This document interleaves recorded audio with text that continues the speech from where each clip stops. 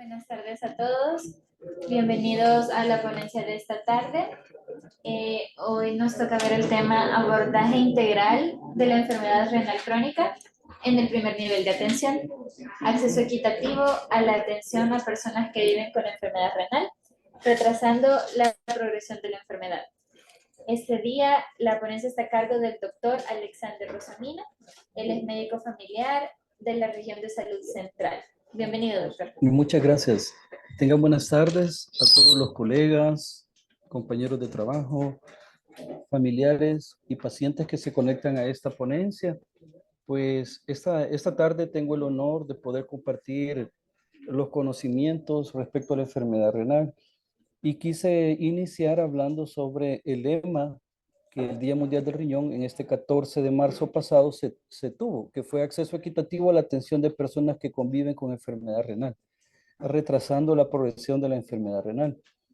Quiero contarles de que la ponencia de esta tarde va dirigida para médicos de atención primaria, dentro de los cuales ejercemos la atención primaria en salud, donde el cual hacer diagnóstico clínico, garantizar un seguimiento con el equipo local de salud es parte del éxito y sobre todo poder involucrar a otras instituciones dentro de la comunidad a que nos apoyen en el seguimiento, darnos alerta, traslado y diagnóstico oportuno y tratamiento de estas personas que tienen enfermedad renal. Asimismo, quiero manifestar de que se han revisado las guías CADIGO para poder darle mayor énfasis a la ponencia y también vamos a mostrar lo que MinSal tiene dentro de sus lineamientos para el abordaje de las personas con enfermedad renal. Como todos sabrán, el día 14 de marzo pasado se celebró el Día Mundial del Riñón. Las personas, el presidente de ANAES, que es la Asociación de Nefrólogos del Salvador, nos dice que el principal objetivo de la Asociación de Nefrología e Hipertensión del Salvador es promover la salud renal y busca brindar información a la población y a los médicos no especialistas para que evitemos la progresión de enfermedad. Los que tuvimos la experiencia de asistir a esta magna convocatoria, pudimos ver que en 24 horas los cupos se habían agotado. Los personal de salud estamos tan sedientos de conocer lo último que se ha escrito sobre la enfermedad renal. Sin embargo, resumiendo lo que ellos nos dieron en ese día, que celebraron el Día Mundial del Riñón, nos dicen que la mayor responsabilidad recae sobre los médicos de atención primaria, los cuales tenemos el primer contacto con el paciente y tenemos que saber, claro, la forma de poder hacer un diagnóstico en el paciente que consulta. A veces los pacientes solo nos consultan por vómitos, otras veces la gente nos consulta por astenia, porque está perdiendo peso. Cuando el paciente se encuentra en edema, realmente eso ya es muy fácil, diríamos, de hacer diagnóstico, pero el arte clínico va a ser poderlo diagnosticar en etapas tempranas de la enfermedad renal y evitar llegar a la terapia dialítica de la enfermedad renal. Pero para eso necesitamos conocer lo mínimo de la enfermedad. A veces el paciente renal consulta por anemia y por prurito, y nosotros eh, estamos por años garantizándole a la gente hierro, ácido fólico, pero nadie estudia la anemia. Hacemos revisión de expedientes y no tenemos documentados creatininas recientes, no tenemos ni tan siquiera un general de orina, no tenemos albúmina en orina. Y eso a nosotros nos retrasa por lo menos pensar, y son gente que en la comunidad se van quedando con otros diagnósticos. Me daba la impresión pensar que los nuevos médicos vienen todavía pensando que el manejo inicial de un paciente con daño renal es la furosemida, un manejo que hace 25 años fue arcaico.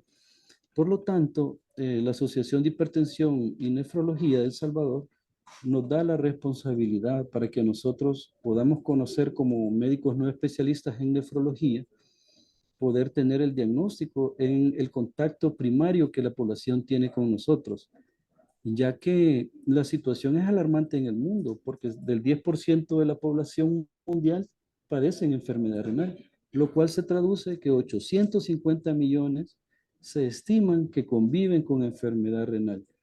Desde hace aproximadamente 10 años, la enfermedad renal la hemos catalogado en estadios. El arte médico y lo que a nosotros nos corresponde o nuestro deber ser es poderlo detectar en estadios tempranos, ya que la enfermedad renal como tal es un problema renal, debido a que los riñones no duelen.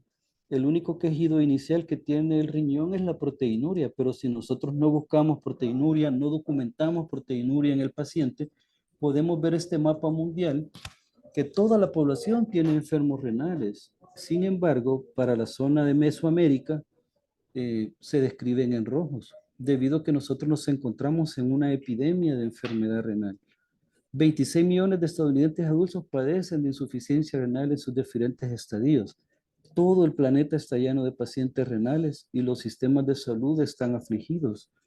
Están afligidos por la gran carga que esto genera para los estados, poder estabilizar a un paciente en etapas tempranas por la gran cantidad de medicamentos que ellos demandan y no se diga ellos al tener terapia dialítica, ya que no todos logran llegar a una terapia de hemodiálisis como les corresponde. Pero veamos, hagamos uno en nuestra zona, en nuestra toma como Mesoamérica, hagamos uno en nuestra zona como país del Salvador, Nicaragua. Podemos ver en esta imagen cómo la zona de epidemia se limita mucho más a dos países. El Salvador y Nicaragua, nosotros salimos como sitios específicos endémicos de enfermedad renal de nuestra región mesoamericana.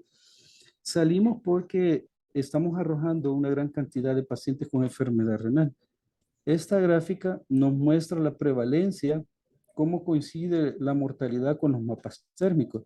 Aquí podemos ver en este mapa de El Salvador la prevalencia de pacientes en diálisis y la mortalidad en pacientes en diálisis según el Seguro Social.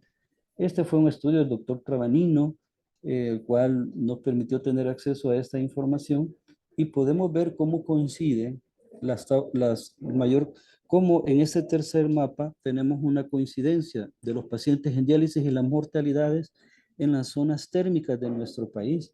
Y podemos ver en rojo las zonas de mayor calor térmico, donde nosotros vemos en las zonas costeras, la zona oriental del país, algunas partes de la zona norte, la zona paracentral del país, y podemos llegar a la conclusión de que las zonas térmicas coinciden con la mayor cantidad de pacientes en diálisis y la mayor mortalidad. Sin embargo, tenemos que, como médicos de atención primaria, preguntarnos en el país cuándo pensar en enfermedad renal, pero sobre todo, cuáles son las principales causas. Haciendo énfasis en el estudio hecho por el doctor Trabanino y otros nefrólogos del país, en primer lugar, nosotros podemos poner a la nefropatía endémica en Mesoamérica, que ocupa un 40%, 21% a hipertensión arterial, 18% a la diabetes. Actualmente nosotros tenemos que pensar en las causas tradicionales de enfermedad renal como diabetes e hipertensión y en nefropatía endémica en Mesoamérica, que se da en aquellos pacientes jóvenes que inicialmente han sido documentados como los trabajadores de la caña de azúcar. 6.7 para glomerulonefritis, 1.2 con uropatía obstructiva. Recibir en el primer nivel un paciente con alta sospecha de estar en cólico renal, tener una franca hematuria, tener un dolor costal y tener creatininas en ascenso, es un signo de gravedad, ya que el paciente está encaminando fisiopatológicamente para poder desarrollar un daño renal, inicialmente agudo y posteriormente crónico. Y otras uropatías, poliquistosis renal hereditarias, y también podemos mencionar, y como lo vamos a ver más adelante, las nefropatías por ácido úrico. Cómo el incremento de ácido úrico sostenido en el tiempo nos puede llevar a formar uratos, nos puede elevar la creatinina y hacernos entrar en enfermedad renal. Y dentro de la uropatía obstructiva también podemos mencionar la gran cantidad de pacientes que en las unidades comunitarias recibimos con sonda transuretral esperando tiempo para ser evaluados por los urólogos debido a una hiperplasia prostática. Son pacientes que no solo debemos de limitarles a hacerles el cambio de sonda, sino estar monitorizando su creatinina, estar viendo las condiciones de integrales que el paciente tiene, sobre todo si es hipertenso, diabético. Para nosotros, los médicos de atención primaria, es triste ver cómo los pacientes llegan a cambiarse las ondas. Muchos de ellos ya están en diálisis, muchos de ellos esperando una evaluación urológica para su problema prostático. Sin embargo, no debemos de limitarnos solo a eso, debemos de garantizar exámenes, atención con calidad y calidez en cada uno de los contactos.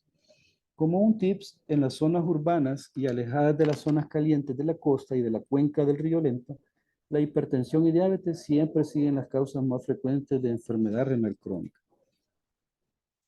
Pero lo que hemos descubierto en esta presentación es de que tenemos una enfermedad renal subdiagnosticada, ya que son pocos los médicos que piden el traza de filtrado glomerular o están medicando a sus pacientes en base a su tasa de filtrado glomerular.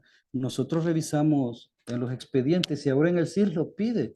El CIS pide catalogar como riesgo cardiovascular leve, moderado, severo y su tasa de filtrado glomerular, pero pocos o casi nadie se compromete a estarle sacando por lo menos una vez al año la tasa de filtrado al paciente. Nosotros celebramos el Día Mundial del Riñón, se hace un gran montón de conferencias, se hacen acciones en las unidades comunitarias, pero ya a la hora de ver reflejado nuestro trabajo en los documentos que captan la información, poco vemos el compromiso de poder estar calculando tasas de filtrado glomerular y estar medicando a los pacientes, ya que un simple acetaminofén, un ibuprofeno nos puede agudizar el daño renal cuando es mal utilizada. Como podemos ver en estas tasas de categorías o grados o estadios de enfermedad renal, 85 tenían medición de filtrado 15 meses previo al ingreso, pero el 47 tenían una medición del riesgo cardiovascular. Eso era algo es bien delicado que no lo estamos viendo reflejado en el paciente, porque los pacientes que nosotros vemos en diálisis o hemodiálisis, en la mayoría de pacientes mueren antes de llegar a diálisis, principalmente por mortalidad cardiovascular. La mayoría de estos pacientes hacen eventos cardiovasculares, hacen derrames cerebrales, hacen infección en sitio de catéter, hacen eventos, hacen ictus isquémicos, ictus hemorrágicos, y por lo tanto cuando nos encontramos con un paciente que ya se encuentra en diálisis, realmente puede ser un superviviente de todo el calvario que ha sufrido para poder llegar a una diálisis, porque la probabilidad de llegar a diálisis a 5 años es el 12% y probabilidad de muerte cardiovascular a 5 años es del 33%. Por eso, como vamos a ver más adelante, la enfermedad renal es como el resumen de cómo debemos de abordar bien al paciente hipertenso, diabético o cardiópata, ya que debemos de estarle documentando su riesgo cardiovascular y a aquellos que encontramos con riesgo cardiovascular muy alto, tener estatinas y aspirinitas a dosis bajas para poder prevenir eventos cardiovasculares serios, que como vemos en esta diapositiva, es de lo que ellos se complican. El que llega a diálisis es el sobreviviente. Lo que pasa es que los riñones está pasando en todo el cuerpo. Eso es la verdad. Al ver los pacientes con diálisis son sobrevivientes porque ellos están nada más en una terapia de sustitución renal. Lo que ellos necesitarían sería el trasplante renal. Pocas veces tienen donadores para poderlo realizar. Volviendo a una de las causas frecuentes en hombres jóvenes, este grupo de nefrólogos hizo un estudio que llamaron la nefropatía endémica de Centroamérica, porque en los últimos 4 decenios, miles de personas en diversos países centroamericanos han padecido insuficiencia renal de etiología insercia e histopatológicamente compatible con nefritis intersticial crónica, descrito en conglomerados de comunidades agrícolas socialmente vulnerables. Es más frecuente en hombres masculinos y en especial gravedad los que cortan la caña de azúcar. Y en estos hombres jóvenes que no tienen ningún antecedente de enfermedad crónica como diabetes o hipertensión, principalmente focalizado en nuestra zona centroamericana y con 2 focos en El Salvador y Nicaragua, este grupo de nefrólogos encontraron que estos pacientes tenían muy poca sintomatología inicial y lo que ellos sufrían en el transcurso del día era una deshidratación severa. Dentro de los síntomas, muy poco sintomática, ocasionalmente una disuria aséptica, la cual se asocia a actividad física intensa en un ambiente caliente y hiperuricémico. Se describe a aquellas personas que durante el día, trabajadores de caña de azúcar, laboraban bajo el gran sol y durante la noche, en vez de recuperarse de una deshidratación, ingerían licor elevando el ácido úrico, ocasionalmente debilidad muscular asociada a hipocalemia, ocasionalmente calambres asociados a alteraciones hidroelectrolíticas y estos hombres con presión arterial normal y en ocasiones con tendencia a la hipotensión. Se encontraron alteración de los reflejos osteotendinosos asociado a alteraciones hidroelectrolíticas y al hacerle estudio de laboratorio se encontraban albúmina categoría A1-2, tasas de filtrado glomerular o moderadamente disminuido, hemoglobina normal o leve anemia, trastornos hidroelectrolíticos principalmente hipocalemia y hiperuricemia. Y en el ultrasonido, riñones de tamaño normal con aumento de la ecogenicidad del parénquima. Lo que llamó la atención en la nefropatía mesoamericana, que estos hombres jóvenes, trabajadores agrícolas, presentaban síntomas como palidez, pérdida de peso, aún con presión arterial normal, urémica y finalmente hacían retención azoada importante, hiponatremia, anemia importante, acidosis, hasta que disminuían el tamaño de los riñones y entraban ya en una enfermedad renal bastante avanzada.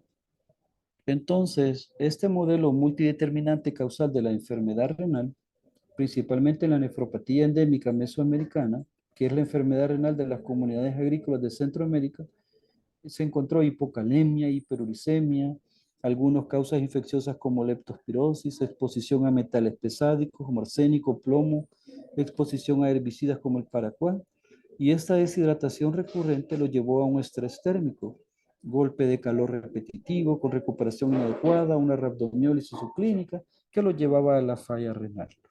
Esto ya está descrito, pero estos fueron modelos que se encontraron en la zona costera, en los trabajadores de la caña de azúcar. Pero también cuadros muy similares los estamos viendo en las zonas urbanos rurales, en pacientes que se dedican a la construcción, los pacientes albañiles, personas que trabajan en trabajos de mucho esfuerzo, como los que trabajan en fovial. Encontramos personas que trabajan con exposición sostenida al sol. En todas esas personas debemos nosotros siempre pensar en un estrés térmico que están haciendo deshidratación y a la hora que nos consultan por sintomatología variada como vómitos, dolor de cabeza, dolor abdominal, nosotros debemos de pensar que ya personas estudiaron una causa de nefropatía en personas jóvenes que al final lo lleva a ser un cuadro renal crónico. Se encontró finalmente en la nefropatía mesoamericana que la exposición al calor puede causar una insuficiencia renal aguda, depresión del volumen, rhabdomiólisis, eventos subclínicos de insuficiencia renal aguda. Estos pacientes hacían eventos subclínicos de insuficiencia renal aguda, en los cuales el dolor de cabeza, dolor abdominal, dolor lumbar, son sintomatología que orientan. Y a veces con orina subclínica de infección de vías urinarias y sí con una proteinuria importante. Puede combinarse con otros factores no conocidos que potencian el daño renal, como ingesta crónica de AINES, exposición a metales pesados, agroquímicos y bajo peso al nacer. Por lo tanto, es de alta prioridad encontrar un paciente con estas características, aun que no nos encontremos en unas zonas costeras. Pero también averigüé qué es lo que está haciendo la población, cómo la población está enfrentando esta epidemia, porque es el nombre que los nefrólogos utilizan para llamarnos el incremento de casos de enfermedad renal, porque ya no solo vemos casos de enfermedad renal en personas de 80, 90 años, estamos viendo personas luchar en estadios avanzados con tan solo 40, 50 años, estamos viendo personas de 20 años de causas no tradicionales que están falleciendo y no se diga la gran cantidad de pacientes hipertensos y diabéticos que asisten a los establecimientos de salud. Acá encontré Luis Hernández, un profesor con insuficiencia renal que ayuda a otros enfermos en Acajutla. El profesor Luis Hernández padece de insuficiencia renal desde hace 4 años. Al ver las necesidades de otras personas con la misma enfermedad, decidió ayudarlos realizando diálisis ambulatorias en su casa. Ahora el profesor Luis Hernández está por abrir una clínica para el tratamiento en Acajutla, lugar donde reside, el cual ya se encuentra funcionando como centro de hemodiálisis ambulatorios. Él es un profesor residente en Acajutla de matemáticas y estudiante de psicología quien padece insuficiencia renal desde hace 4 años. Luis cuenta que siempre fue saludable y realizaba chequeos generales para mantenerse bien, pero nunca se imaginó que una de las pruebas de laboratorio, lo impensable, insuficiencia renal.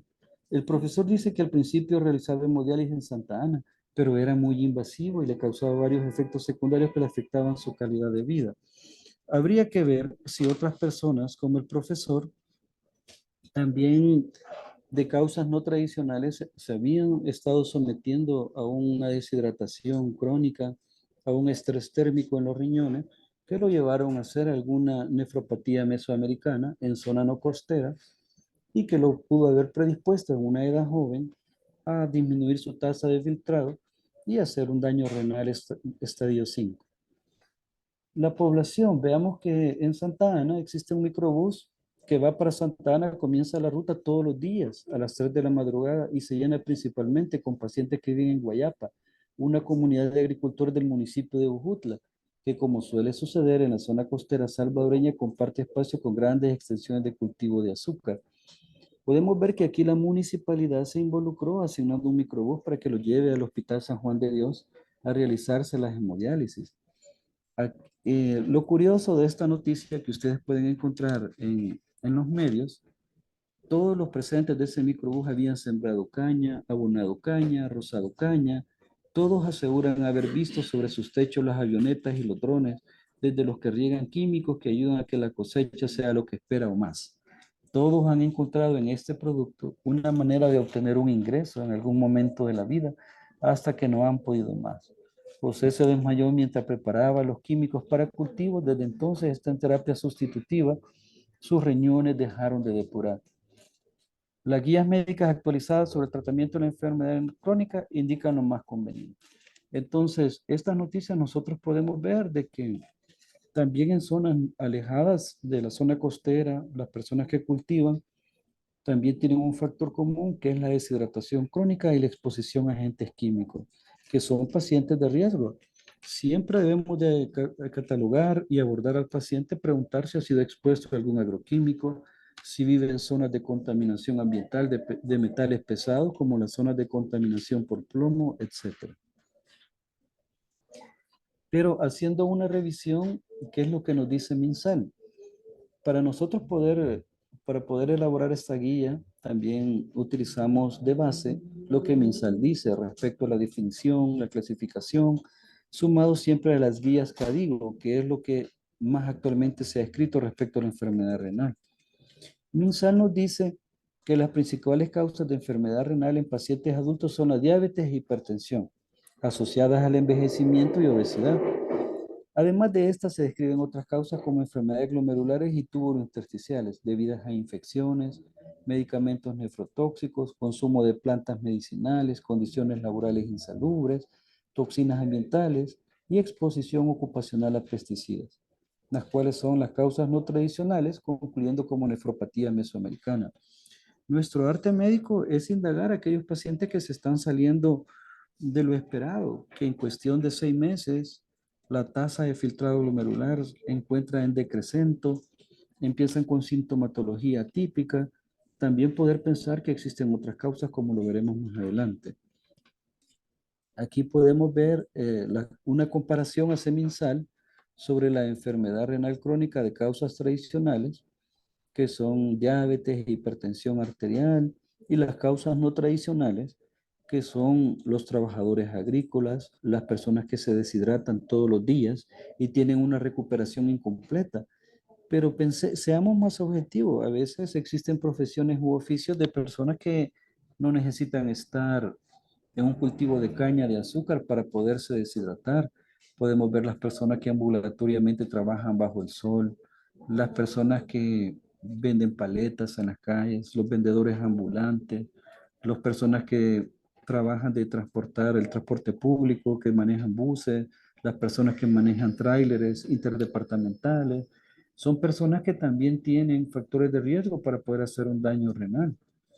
Los trabajadores agrícolas, jornaleros, fumigadores y manipuladores de productos químicos, personas que residen en zonas contaminadas con residuos de pesticidas, alta concentración de metales pesados como el suelo, agua, trabajadores sometidos a estrés térmico y deshidratación. Y obviamente las personas que tienen causas tradicionales, los diabéticos, hipertensos, los obesos. Por lo tanto, a la hora de abordar el paciente con sintomatología de enfermedad renal o enfermedades crónicas, debemos también buscar la causa tradicional y no tradicional del por qué él está padeciendo esta enfermedad. Entonces, vamos a ver el concepto actual que tiene MinSal, el cual es un concepto que está mundialmente avalado. Es el mismo concepto que utilizamos aquí, lo utilizamos en Corea sobre el daño del riñón durante 3 meses o más, definido por anormalidades estructurales o funcionales del riñón, con o sin filtrado glomerular disminuido, manifestado por una de las siguientes condiciones. Primero nos pide MinSal marcadores de daño renal, incluyendo anormalidades en la composición de orina como proteinuria o albuminuria o hematuria glomerular.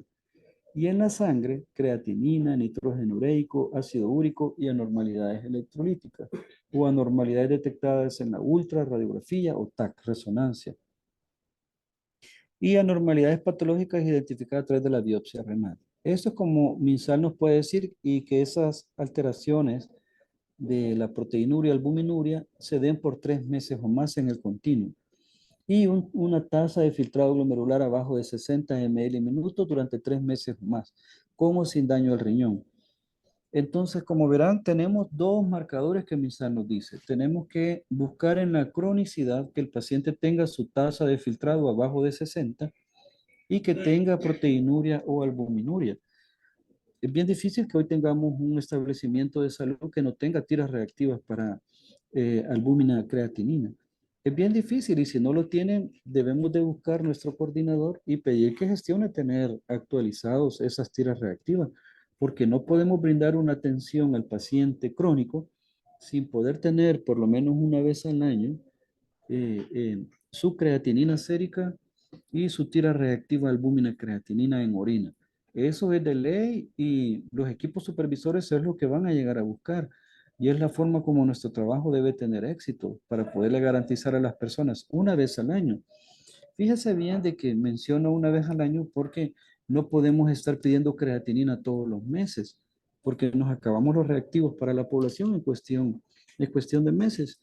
Lo ideal y lo más razonable serían cada 3 meses en aquel paciente que tenemos tasa de filtrado abajo de 60 y una vez al año en pacientes que tienen enfermedad crónica.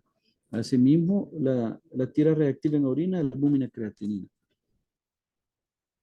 Aquí podemos ver y debemos nosotros de pensar en los marcadores de daño renal. Son dos marcadores, para resumir, los que nosotros tenemos de buscar. Albuminuria y tasa de filtrado abajo de 60. Y fíjese que esta tasa de filtrado abajo de 60 debe aplicar también por los adultos mayores. Tenemos personas de 70, 80 años con tasa de filtrado de 70, 80 y no por eso ellos tienen enfermedad renal crónica. Lo que sí debemos de buscar en orina, en la tira reactiva de orina, que la albúmina mayor de 30, proteinuria una cruz o más, proteínas de bajo peso molecular y en sangre creatinina. Y definiendo microalbuminuria como el cociente albúmina creatinina de 30 a 300. Esto es lo que los laboratorios nos reportan. El laboratorio nos va a reportar el índice albúmina creatinina de 30 o 300 y macroalbuminuria cuando el cociente albúmina creatinina sea mayor de 300. Contener 30 miligramos por gramo es como el límite para que el paciente pensemos de que ya hay un daño a ese endotelio renal. Y sobre todo, si la tasa de filtrado glomerular es menor de 60 con albuminuria significativa, y que esto sea persistente en el tiempo mayor de 3 meses. Al confirmar la cronicidad, nosotros podemos decir que el paciente tiene una tasa de filtrado glomerular alterada y podemos catalogarlo en cualquiera de los estadios de la enfermedad renal crónica, utilizando siempre las fórmulas matemáticas. Para los niños también existen fórmulas para poder calcular la tasa de filtrado glomerular, como la fórmula de Schwartz, y el valor en los diferentes grupos de edad según esta tabla, como lo describo acá. Pero para efectos de esta presentación, la enfermedad renal la vamos a dividir en dos grandes síndromes, que como médicos de atención primaria tenemos que identificar. Aquel paciente que se encuentra en lesión renal aguda y el paciente que se encuentra en lesión renal crónica. Los pacientes que se encuentran en lesión renal aguda son aquellos que tienen una pérdida rápida de la función renal, Puede que requieran diálisis temporalmente, pero se recuperan, usualmente curable y en menor de 3 meses. ¿Qué nos puede hacer llevar a una IRA? Veamos, una causa prerrenal de insuficiencia renal aguda, pacientes que tienen cálculos renales y están haciendo uropatías obstructivas, infecciones de vías urinarias en personas jóvenes que nos pueden dar una deshidratación sumamente importante y elevarnos la creatinina en cuestión de días. Y el segundo, síndrome renal, la enfermedad renal crónica, el cual es una pérdida lenta y permanente de la función renal, cuyo daño es irrecuperable e irreversible y terminan en diálisis, pero generalmente controlable. En muchos casos se puede detener si se descubre a tiempo y la cronicidad del daño renal y la tasa de filtrado glomerular alterado, más la albuminuria, tiene que ser mayor de 3 meses. Como un tips en esta lámina, no podemos decir que un paciente tiene daño renal a la hora que tengamos el primer contacto con él y se encuentre asintomático. Debemos siempre buscar la cronicidad por lo menos en 3 meses, mientras cambiamos estilos de vida, detectamos factores de riesgo, corregimos su enfermedad renal de base. Y si en más de 3 meses este paciente tiene persistencia de tasa de filtrado glomerular alterado, más la albuminuria, lo podemos catalogar como un daño renal. Y eso es muy importante saberlo porque mientras nosotros no tengamos la sospecha que es una enfermedad renal crónica, debemos de registrarlo en el censo diario de registro como un caso de sospecha.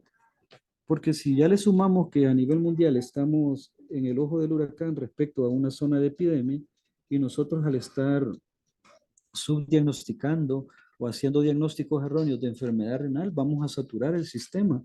Y lo mejor es tener esa experiencia clínica de poder catalogar al paciente realmente en qué estadio de daño renal está y sobre todo si es compatible con el tiempo.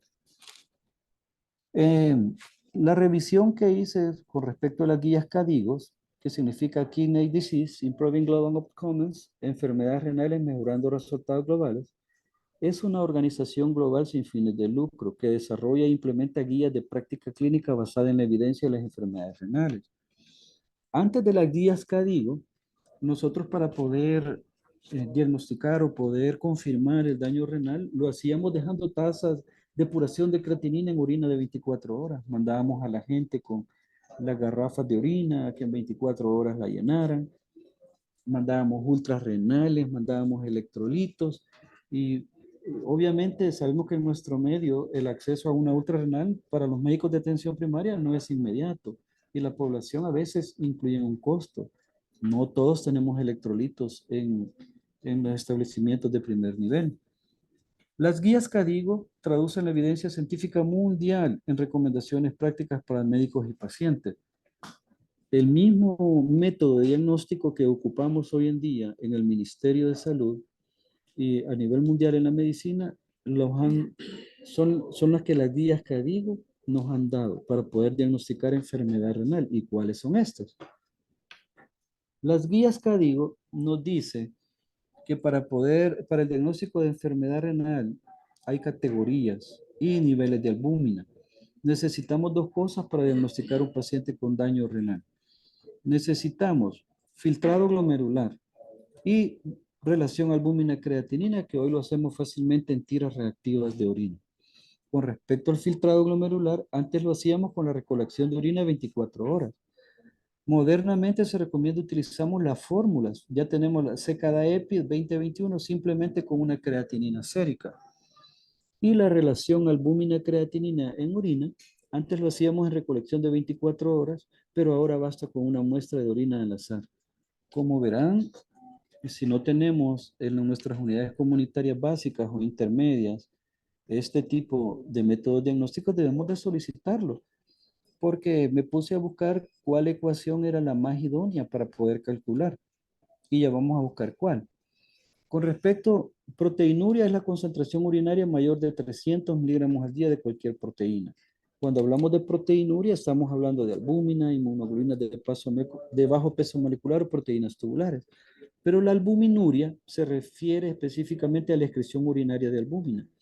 Microalbuminuria, como ya lo habíamos dicho en diapositivas anteriores, es de 30 a 300 y macro es mayor de 300. entendiendo que la microalbuminuria es el primer signo de daño renal en sujetos de alto riesgo de enfermedad renal crónica como diabéticos y glomerulopatías.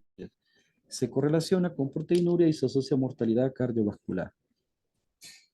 Entonces, hoy tenemos diferentes aplicaciones que nos dan el cálculo de la tasa de filtrado glomerular, las cuales están disponibles para smartphone, tablet, iPad, que nosotros las podemos andar cargando en nuestra consulta diaria y poder calcular cualquier medicamento en base a la tasa de filtrado glomerular para beneficiar al paciente. Aquí yo me preguntaba cuál es la mejor fórmula para calcular la tasa de filtrado. La que actualmente tenemos, con esta creo que nos formamos muchos en los pre y los posgrados, que es la Corkov-Gaut. Esta es una que tiene alrededor de 50 años de existir. Esta fórmula es muy antigua. Básicamente la ocupábamos para ajustar algunos medicamentos como antibióticos o AINES cuando teníamos pacientes hospitalizados. Eh, MDR es mejor en tasa de filtrado menores de 30. Y actualmente creo que la que predice con mejor precisión el diagnóstico de enfermedad renal es CKD-EPI, mejor en tasas de filtrados arriba de 60 y tiene mayor predicción. Por lo tanto, está en rojo, es la que es la mejor fórmula para poder calcularlo. Sin olvidar que tenemos como obligación utilizar, en base a la estrategia Hertz, utilizar en nuestros dispositivos la tasa de filtrado. Como muchos que utilizamos esta fórmula, vemos que tiene ciertos limitantes, como por ejemplo la edad. La edad es hasta los 70 años que la podemos utilizar, pero podemos andar descargadas las dos fórmulas. Podemos tener descargado CKD-EPI y podemos calcular en base Hertz, porque también nos da como ciertas recomendaciones, cuándo modificar antihipertensivos, hipoglicemiantes, cuándo se encuentra en una tasa de filtrado normal, etcétera. Aquí está. Entonces, actualmente el diagnóstico de la enfermedad renal tenemos nosotros de qué plotearlo en dos categorías. En base al estadio que tenemos 5 estadios y en base los niveles de albúmina que el paciente tiene. A la hora de nosotros hacer un diagnóstico o confirmar un diagnóstico del paciente con enfermedad renal, debemos de decir que se encuentra en tal estadio y con qué nivel de proteinuria nosotros lo estamos diagnosticando, ya sea A1, que corresponde de menor de 30 miligramos, A2 de 30 a 300 y el A3, que es un severo incremento mayor de 300 miligramos.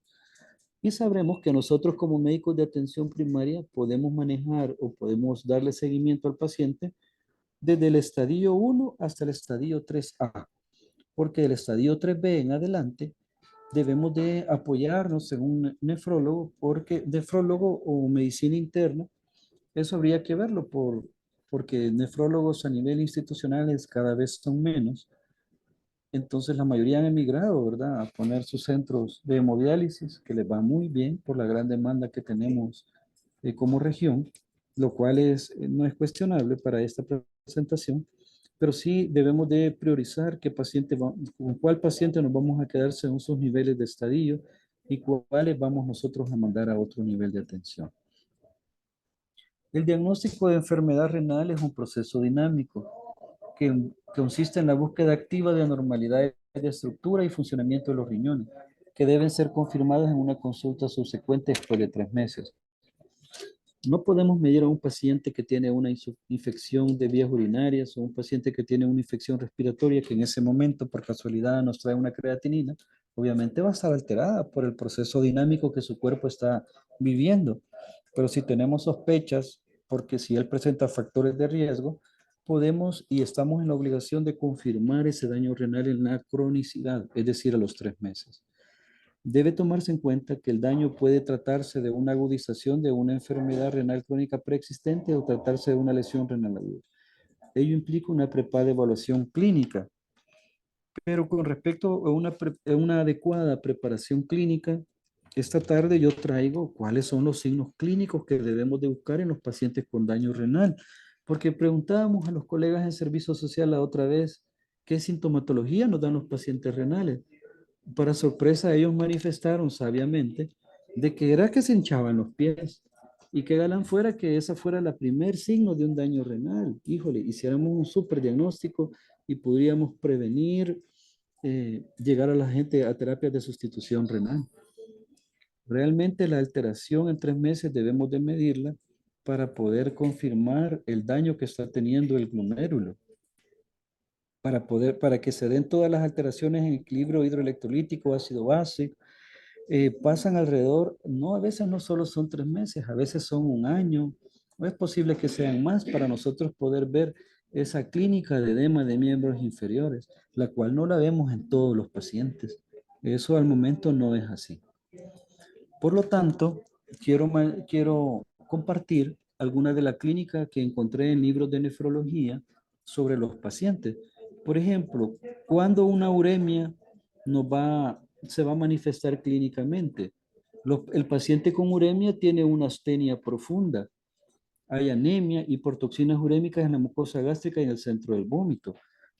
Recibir un paciente de edad mediana de 50 años, un adulto mayor, vomitando, es algo que nos tiene que encender el foco, que el paciente puede estar urémico.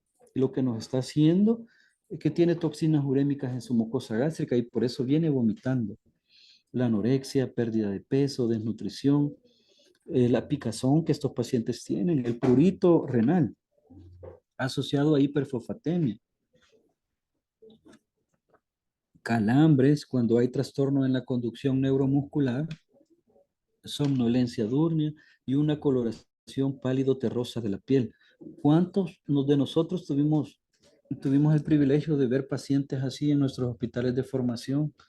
O hemos podido tener amigos o pacientes con este color de piel, que es conocida como la coloración pálido terrosa de la piel, lo cual nos traduce a anemia de la uremia y depósitos en la piel de cromógenos, trastornos metabólicos, hiperglucemia, hiperinsulinemia, dislipidemia, trastornos del balance de calcio y fósforo. Esto genera una osteodistrofia renal, trastornos cardiovasculares del paciente renal como hipertensión, hipertrofia de ventrículo, angor, infarto al miocardio, arritmias por aterosclerosis y isquemia del miocardio, trastornos en los lípidos.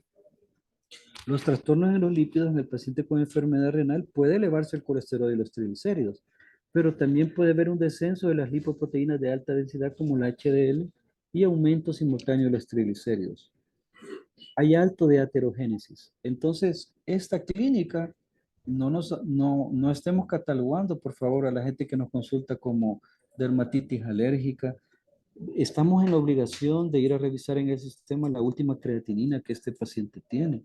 Como pueden ver, los libros de nefrología nos dicen que la uremia son de los principales síntomas que los pacientes consultan. Dentro de ellos es el vómito.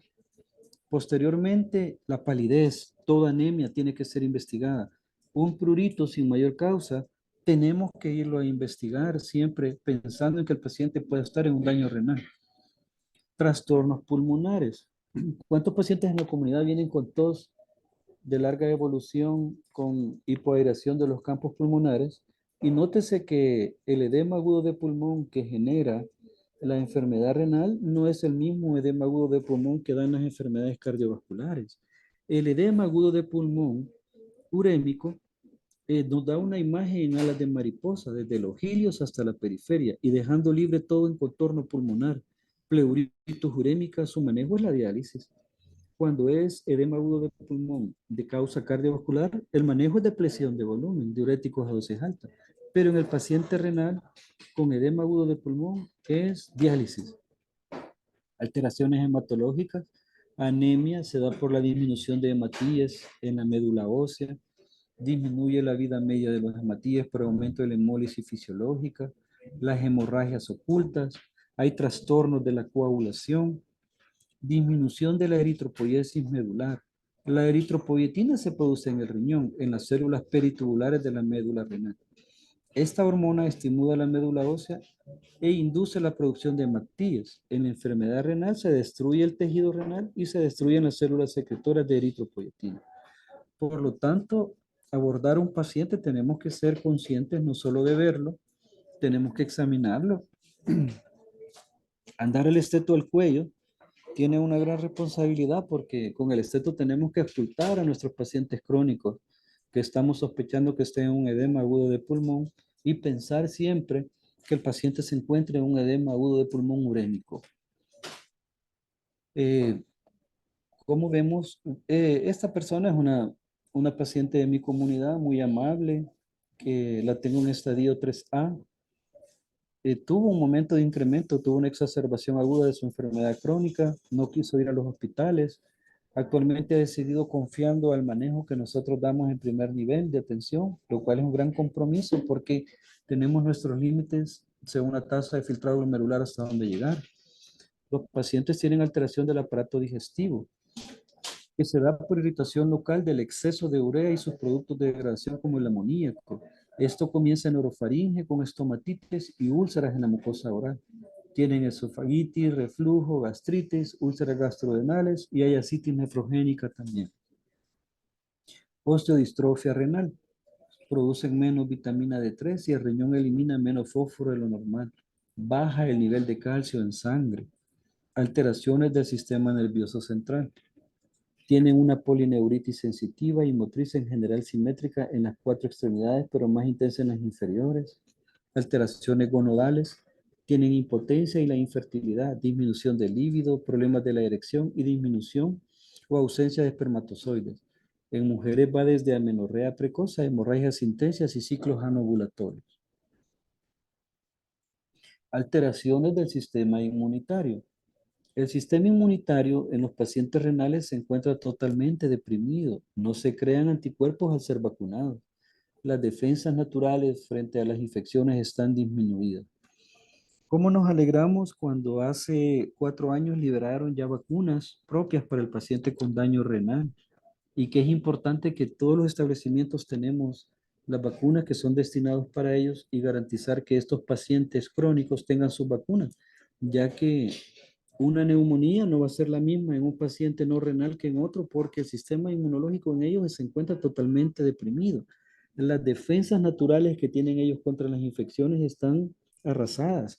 Son pacientes que tienen infecciones de vías urinarias a repetición, tienen infecciones respiratorias, tienen infecciones en los tejidos blandos a repetición, ya que tienen un trastorno inmunitario, ya en mayor incidencia de tumores, lo que hace pensar que no se vigila la presencia de células cancerosas es por el mismo cuerpo.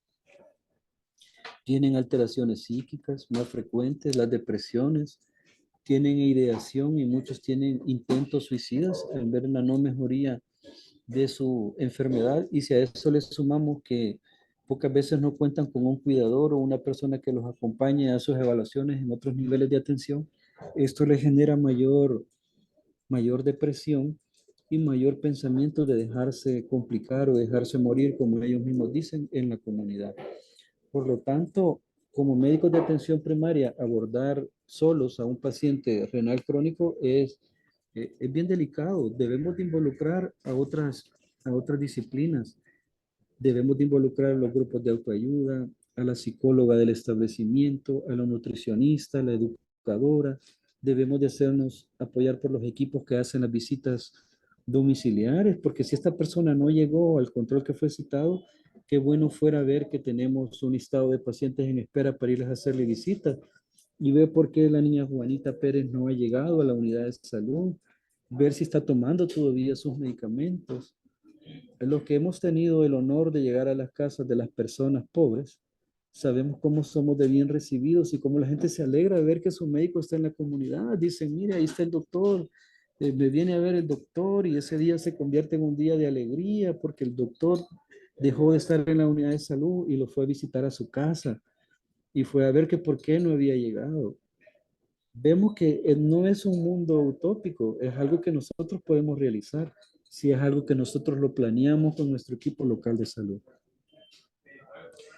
Precisamente por eso traigo esta lámina, porque a la hora de abordar el paciente renal, no solo los analgésicos es algo que debemos de manejar en base a la tasa de filtrado.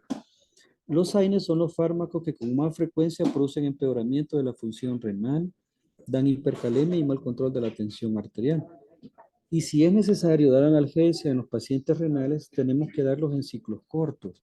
Aquí puedo mostrar yo cómo se encuentra un escalón de la analgesia en el paciente renal según la OMS. Porque a veces encontramos pacientes renales que su médico de atención primaria le da de una manera rutinaria el gran montón de AINES. Van los señores cargando van cargando el montón de ibuprofeno, diclofenac, van cargando diclofenac en ampolla, diclofenac en pastillas. Los pacientes van cargando el montón de acetaminofén, pero ¿qué nos dice con respecto a la analgesia? El escalón que debemos de respetar, paracetamol, si es necesario alternar paracetamol con metamizol, ocasionalmente ciclos cortos con AINES. Ciclos cortos estamos hablando de 3, 2 días. El escalón 2 nos dice que ya podemos incluir tramal, codeína. El escalón 3, fentanilo, oxicodona, morfina. Y valorar algún otro coadyuvante en el paciente renal como gabapentina, pregabalina.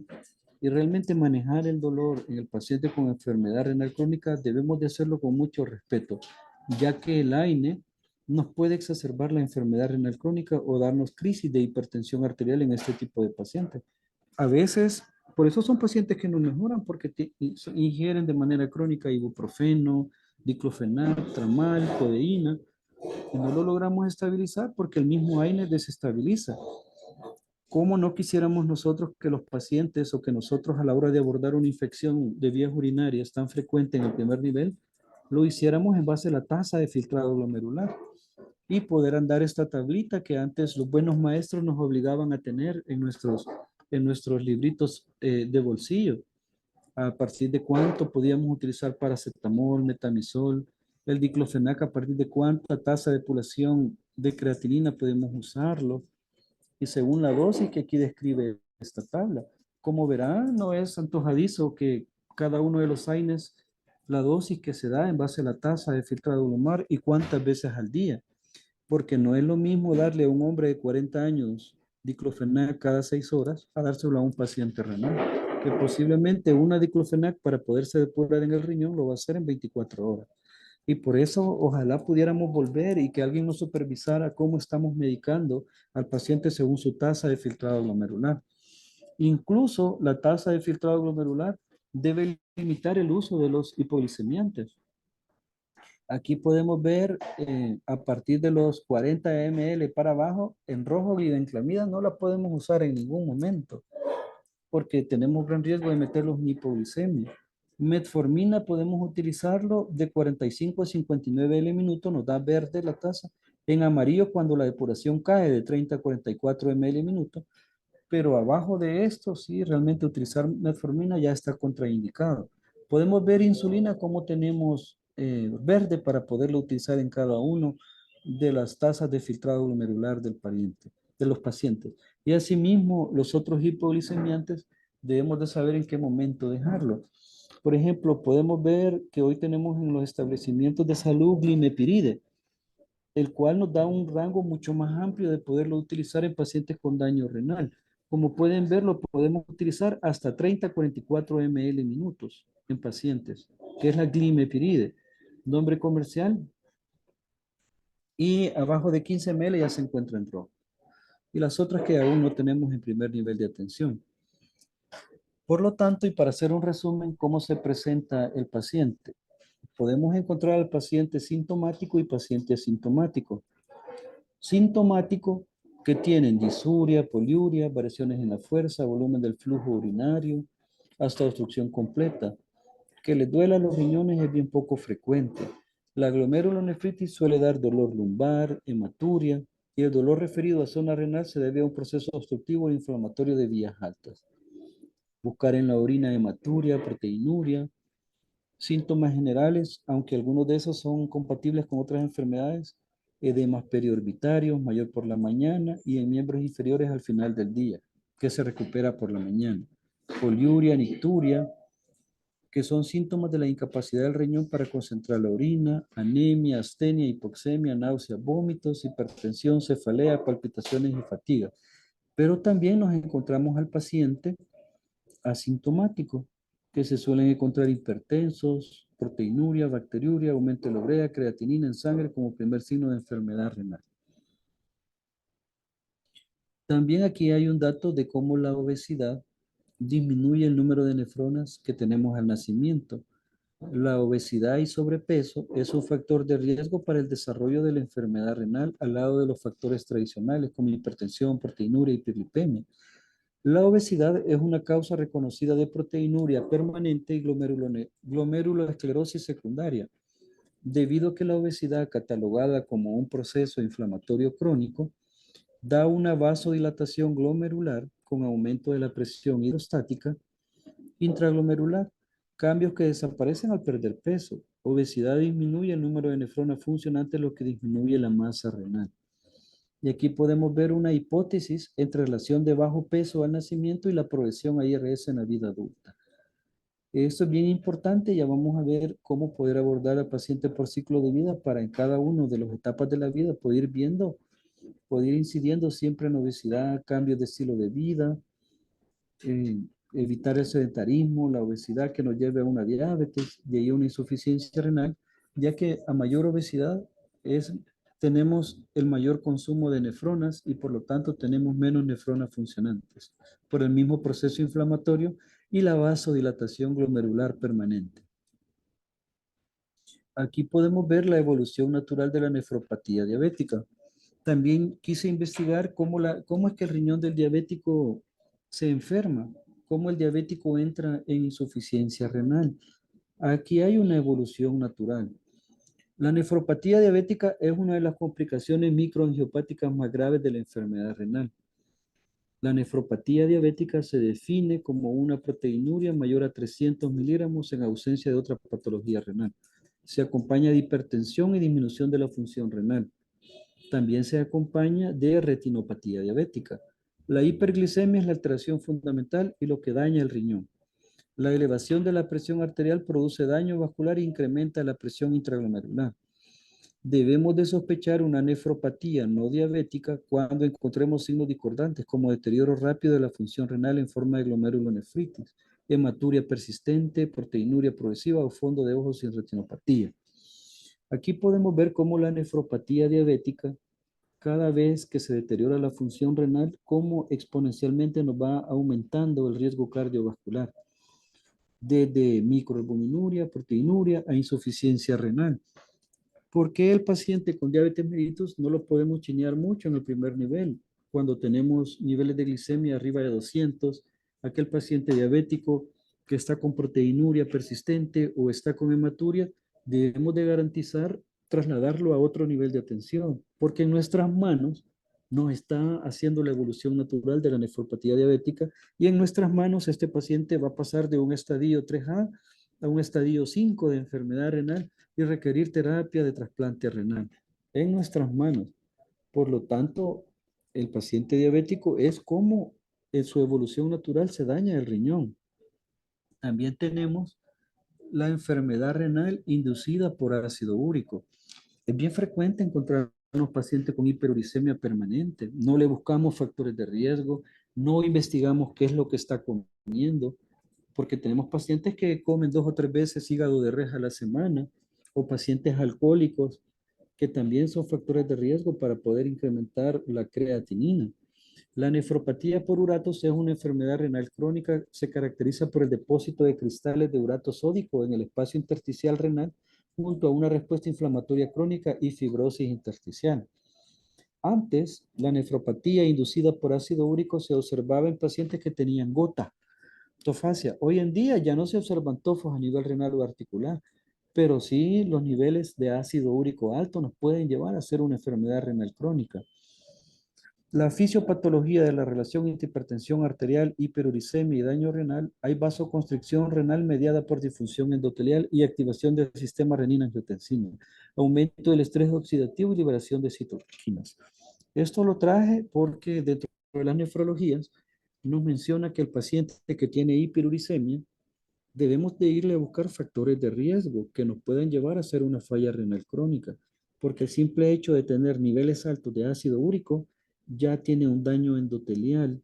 Y no se diga aquel paciente que se encuentra haciendo crisis de gota a repetición, aquel paciente que se mantiene hipertenso, paciente que se encuentra en deshidratación crónica, paciente con ingesta crónica de licor, con niveles altos de ácido úrico y nosotros sin ninguna intervención. Por lo tanto, sepamos que también el ácido úrico nos puede llevar a hacer un daño renal. Aquí también tenemos un recordatorio o como un resumen de cómo los pacientes de cómo debemos de plotear el estadio de enfermedad renal con sus niveles de proteinuria. Y aquí están los diferentes estadios en que actualmente vamos a catalogar o clasificar al paciente media vez pasen los 3 meses y le confirmemos el daño renal. Aquí tenemos este ejemplo. Estos son diferentes pacientes que tienen niveles de creatinina. La creatinina base de esta presentación es 1.2 miligramos por decilitro. El primer caso es una mujer diabetes de 30 años que pesa 70 kilos, cuya albúmina es menor de 30 miligramos por gramo. El segundo es un señor de 44 años de 70 kilos también, cuya albúmina anda y que trabaja se ve que trabaja de agricultor, con albúmina de 30 a 300. El tercer caso es una mujer de 44 años, hipertensa, diabética, que pesa 90 kilos, con albúmina mayor de 300. Y como ya definimos, tenemos que recordar que microalbuminuria es de 30 a 300 y macroalbuminuria mayor de 300. También tenemos un adulto mayor con albuminuria menor de 30 miligramos por gramo. Entonces vamos a revisar ploteando la albúmina y la tasa y la edad del paciente y la ocupación, el peso, quién sí es diabético, quién sí es daño renal. En el ejemplo número 1, la señora de 30 años le sale una tasa de filtrado de 61 ml minutos, no es enfermedad renal. En el segundo ejemplo, albúmina de 30 a 300 con 73 ml minutos, él ya se encuentra en un estadio 2 por los niveles de albúmina. Porque hemos encontrado casos de colegas que quieren catalogar al paciente con algún estadio de daño renal sin haberle confirmado o ploteado con la albúmina en orina. El ejemplo número 3, con la señora de 44 años obesa, tiene una tasa de filtrado de 55, está en un estadio 3A. Y para el adulto mayor de 68 años, con albúmina menos de 30, con una tasa de filtrado de 62, no es enfermedad renal. Y a esto se refiere el tema de la enfermedad renal, que es dinámico, por el hecho de que no va a ser la misma creatinina para el señor de 68 años que para la señora obesa, que para el señor agricultor y para la señora ama de casa. En todos ellos debemos de buscar factores de riesgo. Tenemos que sacar la tasa de filtrado glomerular y confirmarla con los niveles de albúmina, que es, estos dos nos van a dar la pausa para poder catalogar al paciente en algún estadio, siempre y cuando estos daños se mantengan mayor de 3 meses. Aquí MinSal los clasifica como las enfermedades renales, las otras causas que ya las hemos hablado, y nos dice que la enfermedad renal es un factor de riesgo cardiovascular independiente en poblaciones de mayor riesgo como diabetes e hipertensión. La enfermedad renal se ubica en el grupo de más alto riesgo de enfermedad cardiovascular y esta constituye la principal causa de muerte con independencia del estadio que se encuentre y tiene mayor probabilidad de muerte por causa cardiovascular que por la misma falla renal. Encontramos dentro de las causas cardiovasculares arritmias, miocardiopatías, paro cardíacos, infartos, enfermedad cardiovascular aterosclerótica y edema pulmonar. Y es de 10 a 30 veces mayor en los pacientes que se encuentran en diálisis que la población general. Por lo tanto, la albuminuria y proteinuria se consideran predictores de desenlace de episodios clínicos renales y cardiovasculares. Eso a tomar en cuenta. En la población pediátrica que nosotros encontramos alteración de la tasa de filtrado, debemos de buscar uropatías obstructivas y referir para una preparación quirúrgica temprana. Detectar tempranamente las infecciones urinarias en los menores de 5 años por su frecuente asociación al reflujo vésico-ureteral y tratarlos adecuadamente para prevenir la nefropatía de reflujo y pielonefritis crónica. Ya sabemos hasta cuántas infecciones de vías urinarias en un niño nosotros podemos manejar y a partir de cuántas infecciones recurrentes debemos de referir. Y así como tamizar enfermedad renal a partir de los 2 años en niños prematuros según los lineamientos de la niñez. El hombre adulto debe tamizarse una vez al año a los mayores de 50 años para evaluar clínicamente si hay crecimiento prostático, realizar interconsulta con urología para el tratamiento adecuado y evitar causas obstructivas de enfermedad renal. Aquí se debe tomar en cuenta para a quienes vamos a tamizar, a quienes le vamos a estar indicando creatinina y albúmina en orina. Aquí traigo una tabla de las personas que vamos a estar tamizando anualmente. Todo paciente con hipertensión, diabetes y enfermedad cardiovascular conocida debe que tener un tamizaje una vez al año de creatinina y la tira reactiva de albúmina creatinina.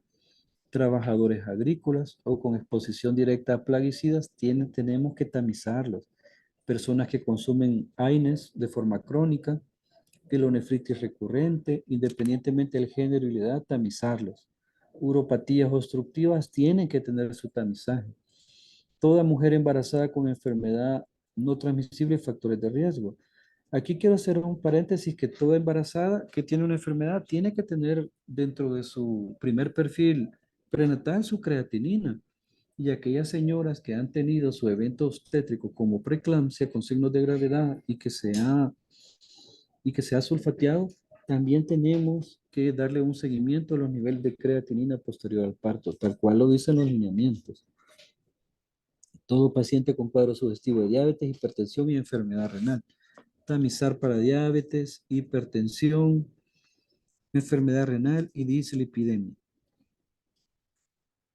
Si el paciente presenta uno o más de los siguientes factores de riesgo, como edad de 40 años o más, edad de 30 años o más con antecedentes familiares de diabetes, hipertensión o enfermedad renal en primer grado de consanguinidad, edad de más de 30 años con obesidad, tiene que tener su tamizaje, antecedente de haber tenido un parto macrosómico o diabetes gestacional, antecedentes de ovarios poliquísticos en mujeres mayores de 30 años, antecedentes de preeclampsia, eclampsia, antecedentes de bajo peso al nacer o prematurez con edad de 30 años o más, tabaquistas, etilistas.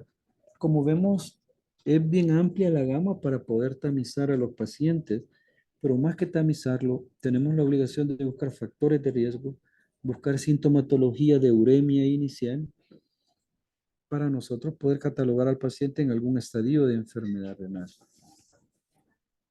A todos los pacientes que tienen factores de riesgo de desarrollar enfermedad renal, se le tiene que hacer exploración física que incluya presión arterial, peso, talla, cálculo del índice de masa corporal, calcular la tasa de filtrado glomerular, medir los niveles de la tira reactiva de albúmina en orina, hemograma completo. Para el diagnóstico de enfermedad debe realizarse una segunda determinación de daño renal y tasa a los 3 meses, a partir de la primera prueba positiva para confirmar la persistencia y cronicidad. Estas tablas son un resumen de lo que inicialmente planteamos. Aquí nos dice el esquema cuáles son las vacunas que están contemplados en los pacientes con daño renal. En los pacientes con daño renal, según los nuevos lineamientos, las vacunas disponibles son vacunas contra la hepatitis. Pacientes con diálisis deben recibir 4 dosis de 2 ml, cada una con el siguiente esquema. Primera dosis en el primer contacto, segunda dosis al mes de la primera dosis y tercera dosis a los 2 meses de la primera dosis y la cuarta dosis a los 6 meses después de la primera dosis y un refuerzo cada 5 años. Con respecto a hepatitis B, tienen que tener anualmente la vacuna contra la influenza y la vacuna contra el neumococo, que eso es una dosis. La influenza es una dosis anual y la vacuna del neumococo una dosis única. Debemos de garantizar estas vacunas y ya tenemos autorización para poderlas prescribir y estárselas indicando a los pacientes con daño renal. ¿Cuándo se recomienda hacer una referencia temprana a medicina interna, medicina familiar? De los pacientes con enfermedad renal en estadios 1 a 3, con las siguientes morbilidades. Según el lineamiento de MinSal, se va a referir a medicina interna o medicina familiar en estadio del 1 al 3A cuando hay una hipertensión arterial resistente, cuando hay proteinuria mayor de 0.5 gramos al día o cuando el índice de albúmina creatinina es mayor de 300 o excreción de albúmina mayor de 300 miligramos en 24 horas. Velocidad de progresión rápida, cuando la tasa de filtrado disminuye a 5 ml por año, cuando hay hematuria persistente, alteraciones electrolíticas, para diagnóstico de las causas de enfermedad renal, cuando hay nefrolitiasis recurrente, anemia menor de 10 gramos, alteraciones del metabolismo mineral y óseo de la enfermedad renal. Como podemos ver, ya está bien definido según lineamiento cuándo lo va a ver en medicina interna o medicina familiar. Hoy lo podemos hacer de manera más exquisita, ya que contamos con el sistema de referencia retorno en CIS, lo cual nos permite ver exámenes, nos permite agendar citas en el paciente. Todo paciente con enfermedad renal de 3B en adelante, independientemente de las comorbilidades, se tiene que referir a nefrología, pero haciendo una interconsulta o una referencia concreta, historia clínica completa, exámenes de laboratorio recientes, tasa de filtrado glomerular actualizada y real, ultrarrenal según capacidad instalada, siguiendo un coordinado según los lineamientos de referencia y retorno. No solo enviar para manejo no solo ponerle para manejo por especialista. Tenemos que reflejar en esa interconsulta o referencia al nefrólogo porque lo mandamos hasta dónde hemos llegado, qué manejo nosotros le estamos ofertando en las unidades comunitarias, qué vacunas le hemos cumplido, porque no solo representa nuestro trabajo médico, sino de las otras áreas de la salud pública que atiende al paciente. Para nosotros poder convencer al tercer nivel que el paciente necesita una interconsulta con el nefrólogo. Y siempre decirle al paciente que por nuestra parte, como primer nivel, no tiene el alta. Usted tiene que seguirlo viendo en el continuo, en el primer nivel de atención y estar pendiente de que el paciente asista a su cita con el nefrólogo en tercer nivel. Por lo tanto, con respecto al manejo terapéutico, la enfermedad renal rara vez se presenta en forma aislada. Es muy probable que las personas tengan un diagnóstico de enfermedad renal que coincida con otras enfermedades crónicas. Y muchos de los manejos de la enfermedad renal son universales al paciente hipertenso y con diabetes. Por lo tanto, debemos de apostarle a un manejo integral y multidisciplinario para tener mejores resultados en estos pacientes. Aquí podemos ver que los pacientes presentan en los estadios iniciales, los podemos clasificar en dos, personas verdes, amarillos y rojos. Las personas con enfermedad renal clasificadas como riesgo verde, cuando la tasa de filtrado esté arriba de 60, los niveles de albúmina se encuentran en A1, menor de 30, y presencia o uno o más evidencias de daño renal, como por ejemplo anormalidades electrolíticas, hiponatremia, hipopotasemia, anormalidades estructurales del riñón como atrofias, monorrenales, riñones en herradura y alteraciones histopatológicas determinadas por biopsia. Los pacientes catalogados en amarillo son personas que se encuentran con niveles de albúmina A2 entre 30 y 299. Tienen una tasa de filtrado igual o mayor a 60 y una tasa de filtrado entre 45 y 59 con albúmina normal.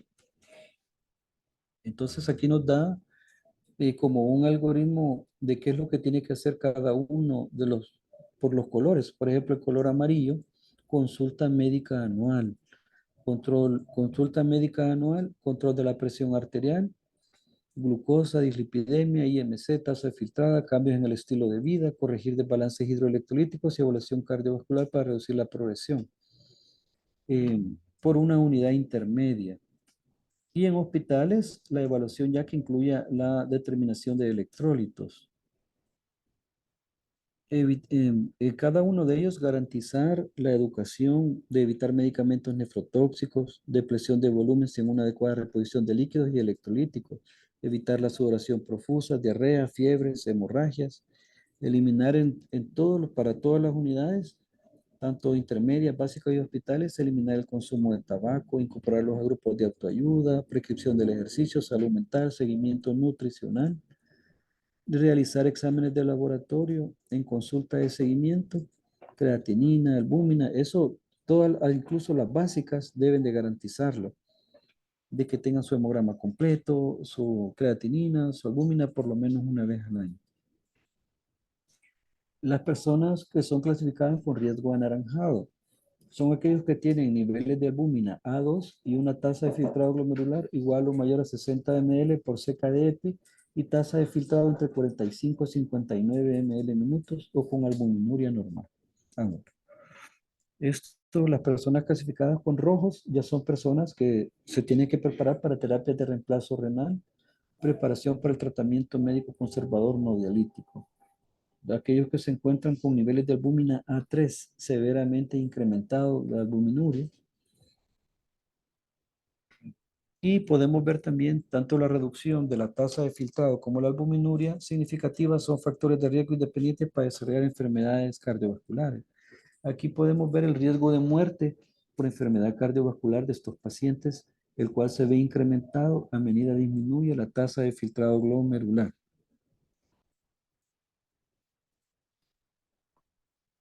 Toda persona con enfermedad renal crónica con tasa de filtrado glomerular mayor a 45 ml minutos, estadio 1 al 3B, deberá tratarse sin dislipidemia con estatinas a dosis bajas y atorvastatina 10 miligramos vía oral cada día. Y si tiene dislipidemia, la atorvastatina se debe dar a 40 miligramos al día. El médico debe advertir a los pacientes sobre síntomas sugestivos de rhabdomiólisis a la hora de estar con estatina. Si el paciente presenta signos de rhabdomiólisis como debilidad muscular, orina de color rojo, deberá suspender la estatina y consultar inmediatamente. Se debe referir al nivel correspondiente según capacidad resolutiva del establecimiento. No se debe usar aspirinita en la prevención primaria de enfermedad cardiovascular o para la disminución de la mortalidad de enfermedad renal en estadios tempranos. La diabetes mellitus es un factor determinante de enfermedad renal crónica. El 40% de la enfermedad renal crónica es causada por diabetes. La presencia de diabetes empeora el resultado de todas las etapas de la enfermedad renal crónica. Por lo tanto, la enfermedad renal es el principal marcador de riesgo cardiovascular de la diabetes. Se debe mantener un control óptimo de la glucosa en sangre, ya que la hiperglicemia persistente aumenta el riesgo cardiovascular en los pacientes con enfermedad renal crónica. Y como lo vimos anteriormente, a la hora de abordar un paciente con diabetes, los medicamentos hipoglicemiantes deben ser en base a su tasa de filtrado glomerular. Eh, los mecanismos para ellos son complejos, están relacionados con la eliminación de insulina endógena y exógena, y debemos de saber aquel paciente que ya necesita insulina y debemos de apoyarnos con el nivel correspondiente cuando tengamos dudas sobre qué paciente ya no seguirle dando hipoglicemiantes. Pienso yo que en la práctica, con dos controles del paciente con diabetes descompensado o hipertensión, los factores de riesgo para enfermedad renal crónica, debemos de referirlo a un nivel mayor complejo para evaluación por medicina interna o medicina familiar, según el lineamiento lo dicta. Aquí está cómo poder ajustar la dosis de metformina, como lo vimos anteriormente. Reducir la dosis de metformina cuando la tasa de filtrado esté entre 30 y 60 ml minutos. Contraindicado cuando la tasa de filtrado sea menor de 30. Aquí debemos de suspender la metformina y mandarlo al especialista. Glibenclamida y sulfonilureas se tiene que reducir la dosis para cuando la tasa de filtrado esté abajo de 30, porque incrementan el riesgo de hipoglicemia.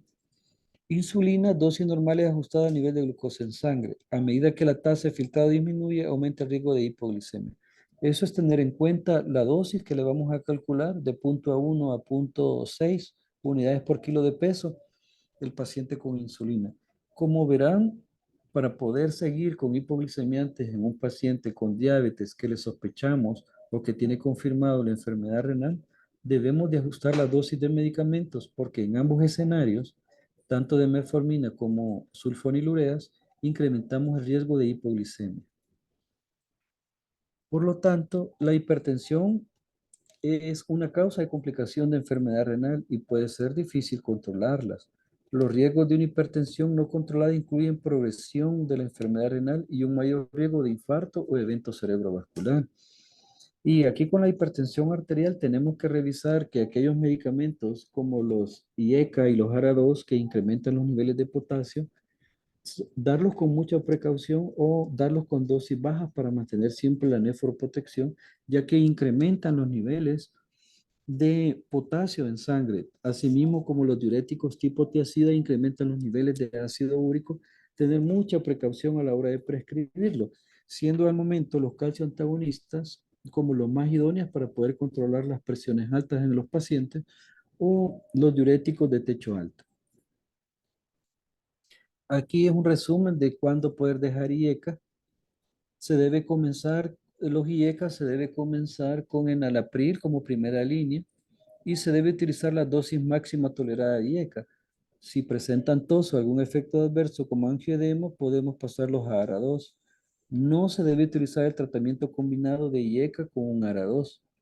Cuando se inicia el tratamiento con un IECA o un ARA2, la tasa de filtrado puede disminuir hasta 25% y aumentar los niveles de potasio, por lo que se debe monitorizar los niveles de potasio en lo posible. Si se produce hiperpotasemia, referir a un especialista de medicina interna o nefrología.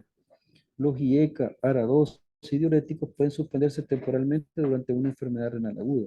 especialmente en el contexto de una sepsis, la hipovolemia o la hipotensión, el embarazo, pero deben reanudarse cuando la condición señalada se restablezca. Beta bloqueadores. Con respecto a los beta bloqueadores, tener mucho cuidado a la hora de utilizar el diablo rojo de los nefrólogos, que es el atenolol y propanolol, ya que son útiles para el control de la presión arterial en personas con enfermedad renal. Pero saber que tiene sus contraindicaciones como asma, bloqueo cardíaco, y usar con precaución en pacientes con diabetes.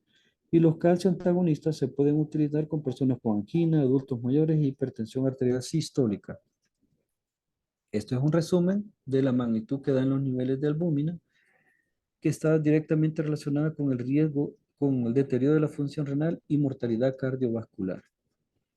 Eh, Cuando tenemos el paciente con diagnóstico de anemia y que estamos sospechando enfermedad renal, tenemos que saber que la anemia en el paciente con enfermedad renal se da por el déficit en la síntesis de la hormona eritropoyetina. Siempre debemos de abordar la anemia con toda la calidad que debemos, su hemograma completo, frotis de sangre periférica, reticulocitos, sangre oculta en heces, etcétera. Ujú. Antes de iniciar el tratamiento, debe investigar las causas corregibles de anemia, como deficiencia de hierro, ácido fólico y B12, entre otros.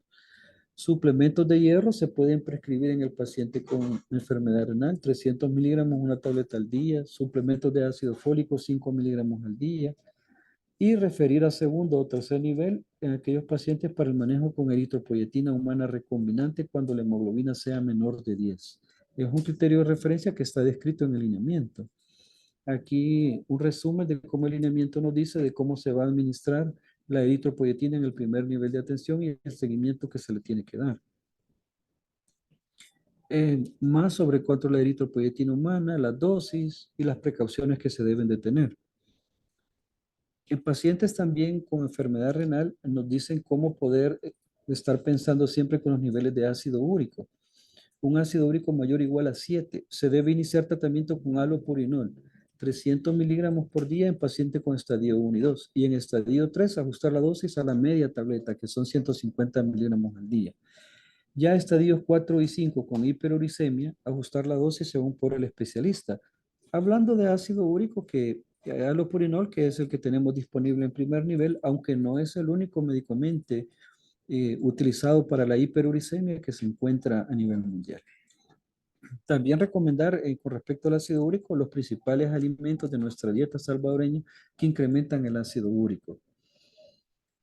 Entonces también con respecto a las deficiencias vitamínicas de fósforo y vitamina D, ya que la disminución de la tasa de filtrado trae como consecuencia disminución en la excreción de fósforo y la consecuente hiperfosfatemia que da el prurito. Está disminuida la producción de vitamina D3, disminución de la absorción de calcio con la subsiguiente hipocalemia, desarrollo de un hiperparatiroidismo secundario como consecuencia de los factores anteriores. El tratamiento carbonato de calcio, una tableta cada 8 horas cuando la tasa de filtrado es menos de 30.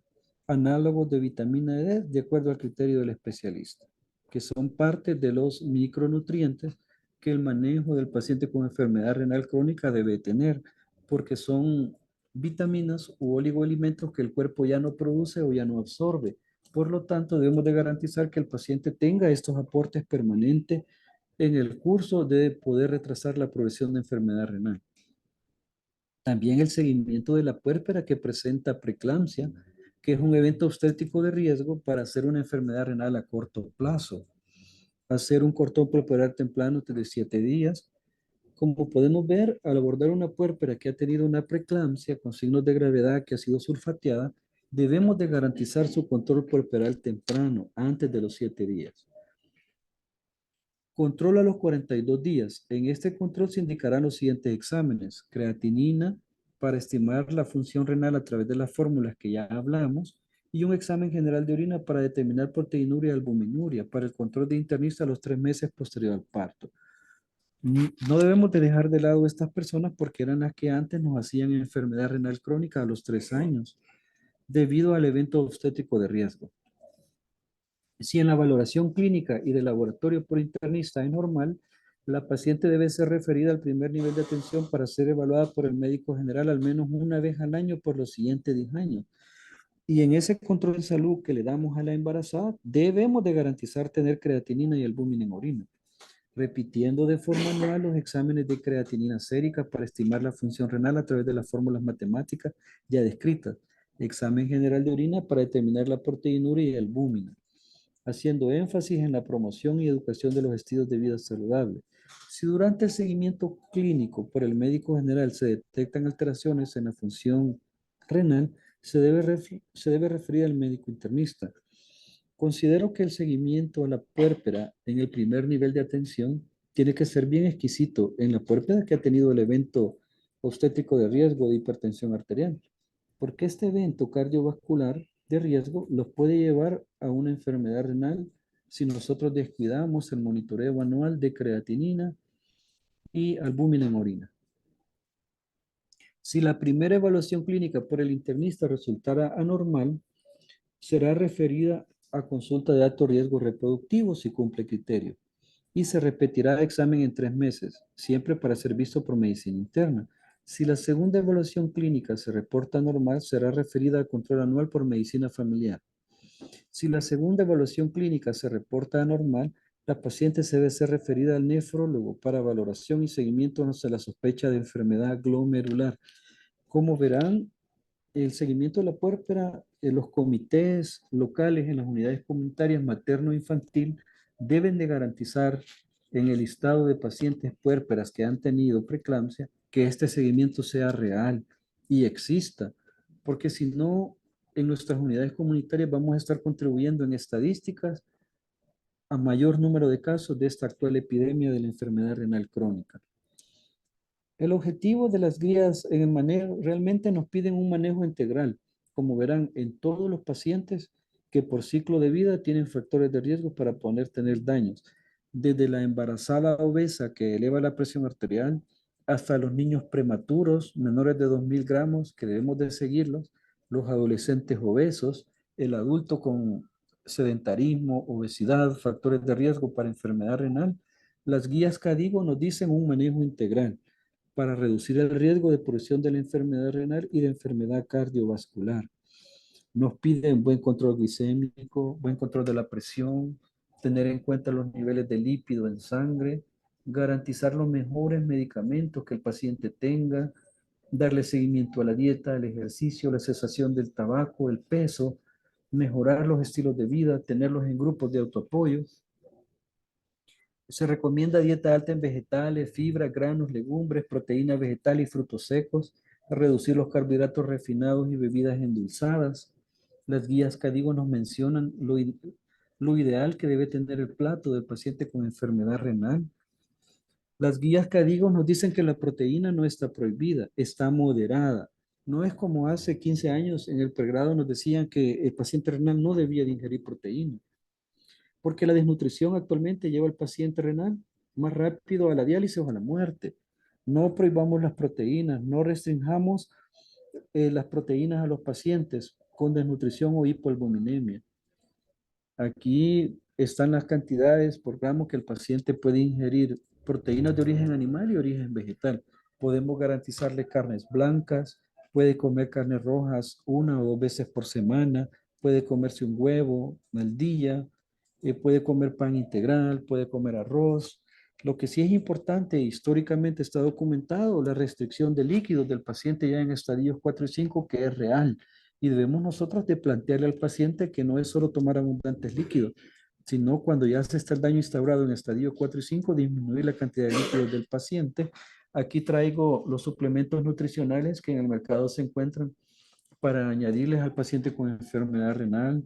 Por ejemplo, los suplementos bajos en proteínas como las latas de Nepro, BP, el suplemento como Gadavit Ren, Enterex renal. El paciente tiene que tener su vitamina C, vitamina D, calcio. Al momento no hay estudios que la vitamina E genere algún tipo de antioxidación, pero sí nos dicen que tiene que tener el paciente vitamina C, vitamina D en niveles abajo de 10. Tenemos que meterlo en su terapia de eritropoyetina, que para los que damos práctica privada sabemos que son medicamentos caros, que debemos de darlos continuamente al paciente y deben de tener dentro de su manejo farmacológico, deben tener su aporte nutricional en los diferentes momentos que tenemos contacto con el paciente con enfermedad renal. En las guías CADIGO nos dicen que el sedentarismo también mata. Las guías recomiendan 150 minutos de actividad física semanal o a un nivel compatible con su estado cardiovascular y tolerancia física. No fijar objetivos drásticos de pérdida de peso en pacientes con tasa de filtrado abajo de 30. No los pongamos a dieta, estos señores tienen que comer, sobre todo si son pacientes que están tomando de 6 a 7 medicamentos, dentro de los cuales están antihipertensivos, hipoglicemiantes, insulina y están sus micronutrientes del paciente con enfermedad renal. Las guías CADIGO en el 2022 nos dicen que si queremos que los pacientes vivan más, los pacientes con enfermedad renal, implementar un programa estructurado de autocuido y mantener una visión integral en el paciente.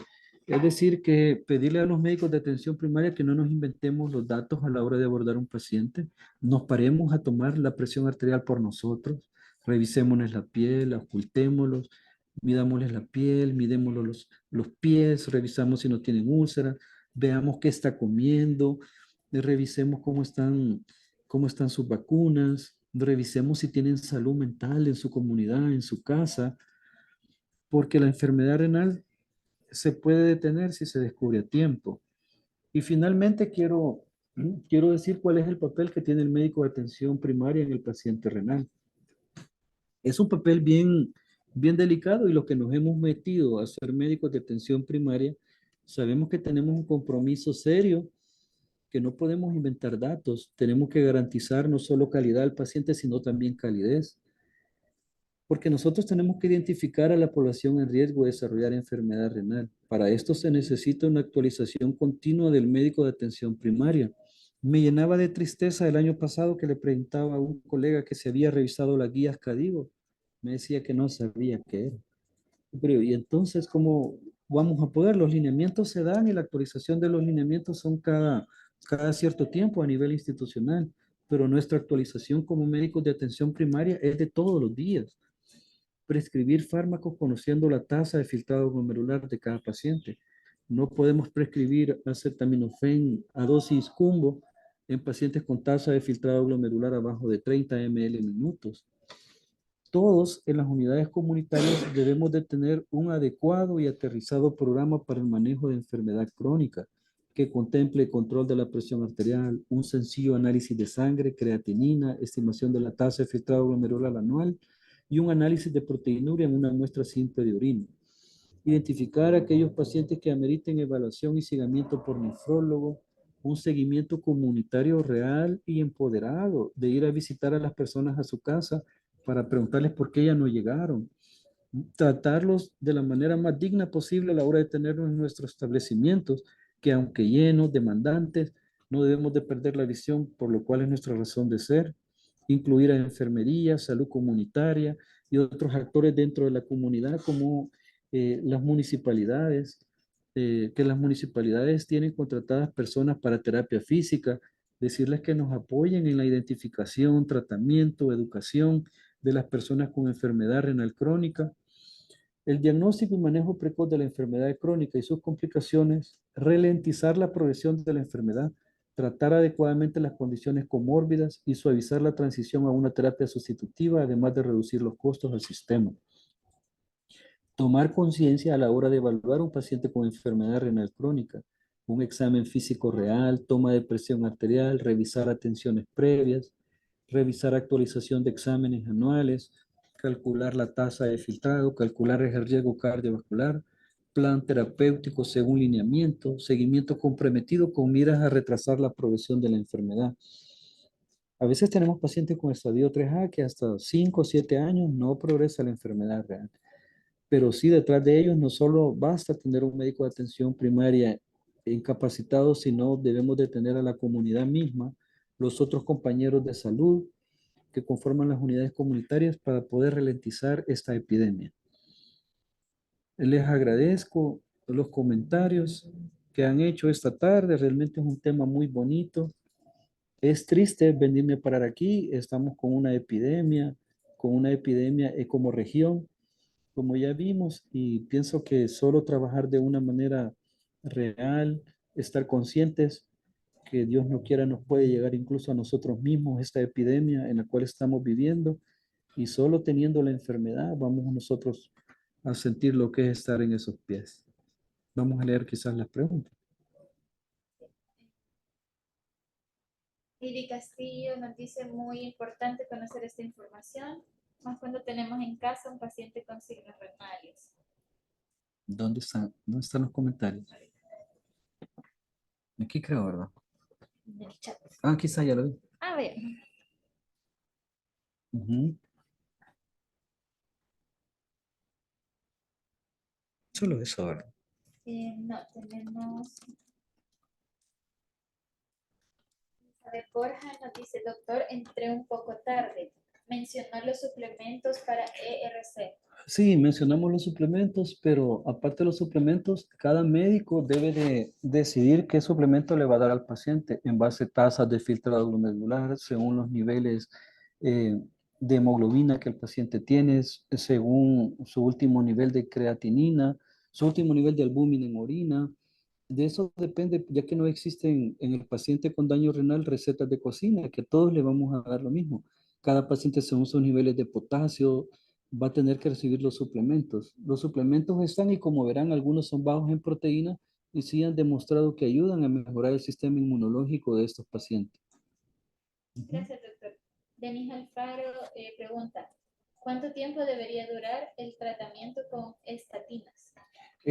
Una vez usted ha identificado el riesgo cardiovascular en estos pacientes, sobre todo la estatina la vamos a dar en los pacientes con riesgo cardiovascular alto. Este manejo con estatinas como parte de una prevención primaria debe ser de por vida, doctor.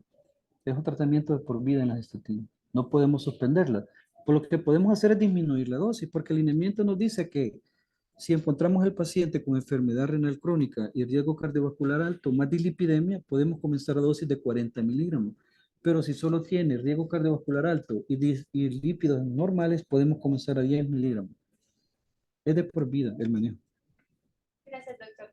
También comentar que ya está la posibilidad de abrir los micrófonos por si algún participante quiere hacer algún comentario o preguntar.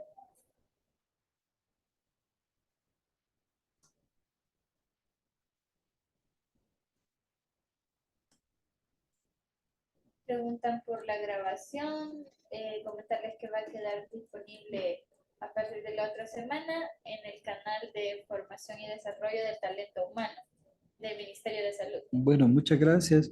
Finalmente quiero decirles, compañeros, de que para mí ha sido un reto muy grande poder preparar esta ponencia y poderla aterrizar a nosotros los médicos de atención primaria, ya que he sido asesorado por nefrólogos de mucho éxito, a los cuales quiero agradecerles. Y, pero algo que puedo ver hoy que veo para atrás en el manejo del paciente renal es que todos podemos hacerlos en el primer nivel.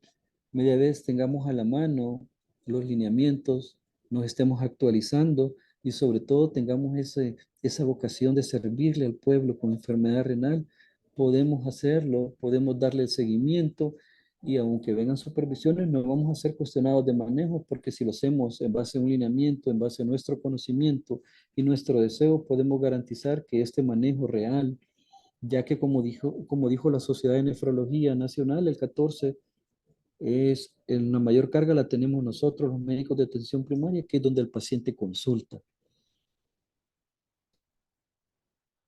No, si no hay más preguntas, eso sería todo, doctor. Muchas gracias. Bueno, muchas gracias. Feliz tarde.